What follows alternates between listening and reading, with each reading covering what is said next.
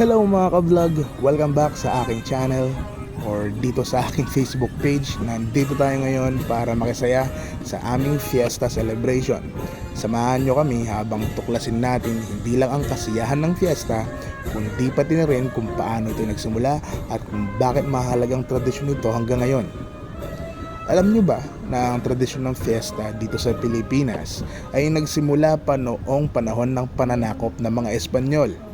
Dinala nila ang tradisyon ng pagdiriwang bilang parangal sa mga patron saint ng bawat bayan, kasabay ng pagpapalaganap ng pananampalataya ng Roman Catholic Church. Doon nagsimula ang kultura ng pagkakaroon ng fiesta sa iba't ibang lugar sa bansa. Hanggang ngayon, isa sa pinakaabangang bahagi ng fiesta ay ang handaan, mga prosesyon at iba ba. Tradisyon na rin na magbukas ng bahay para sa mga bisita, kaibigan, kapitbahay at kahit minsan hindi mo kilala. Lahat ay welcome kumain. Ipinapakita nito kung gaano ka-hospitable at kasaya ang mga Pilipino kapag may selebrasyon ng fiesta. Sa fiesta, may mga palaro, sayawan, parada at iba't ibang programa na nagbibigay saya sa buong komunidad. Ito rin ang panahon kung kailan umuwi ang mga kamag-anak na nasa malayo, kaya parang reunion na rin para sa mga ilan. At ngayon, nakita natin na ang fiesta ay hindi lang basta kainan o kasiyahan.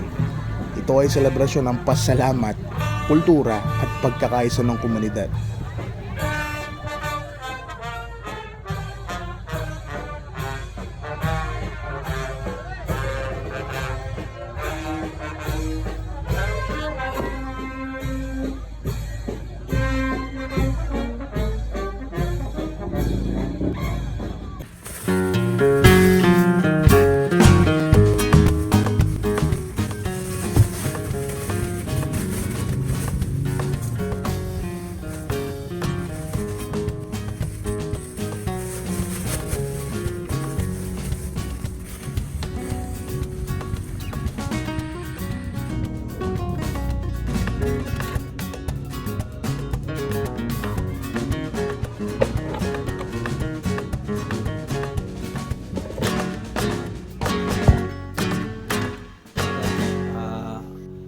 Medyo ganito yung boses ko kasi pagod ako sa work, pagod ako mag-enjoy sa work. Nanlo, Wolf. Ito, Ito, Google. games din to.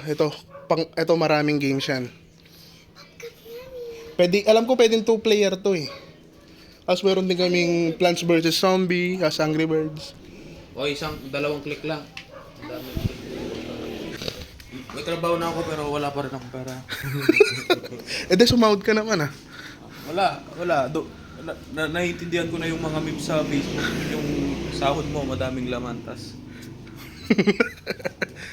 Naging merienda kami guys. Bravo. Merienda pa yan dyan? Kape. Wala, ito na yung adulthood mo. Masaya. Masayang mag-work. Hindi ko nararamdaman yung pagod. Yun. I love working. I love adulting.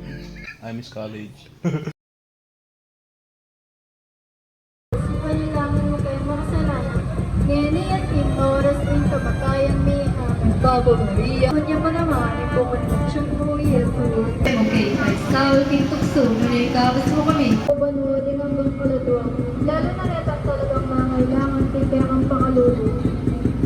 Ikadong misteryo, pintulang. Ipakanalo ni kapagkapala ng Birhen. Ipami at sumabagi at ngunya pa naman. Bumundasyon mo, Jesus. Santa Maria, Ina ng Diyos, panalangin mo kayo makasalanan. Ngayon at oras ng kamatayan ni Babo Maria, naglukuting grasya. Tingin ng Diyos sa Chipeko. Tungat ka rin sa mong babae at ngunya pa naman. Bumundasyon mo, Jesus. Santa Maria,